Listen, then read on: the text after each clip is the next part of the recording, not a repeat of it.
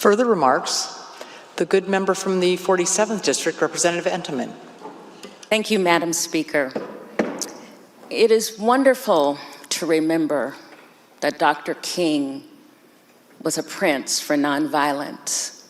It is also important to remember that Dr. King was assassinated.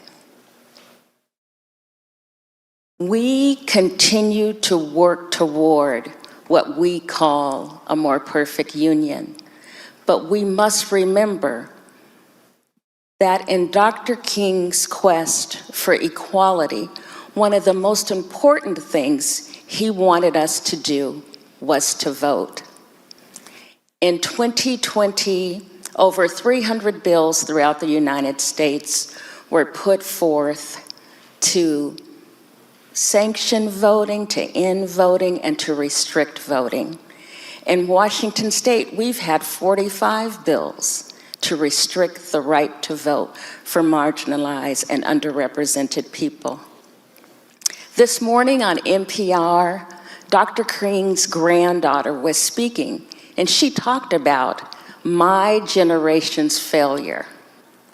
And listening to her words hurt, because we think that we are doing all that he has asked us to do.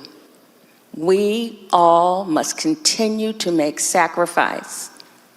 I hope that that sacrifice doesn't include the loss of life, but I know that sacrifice is important.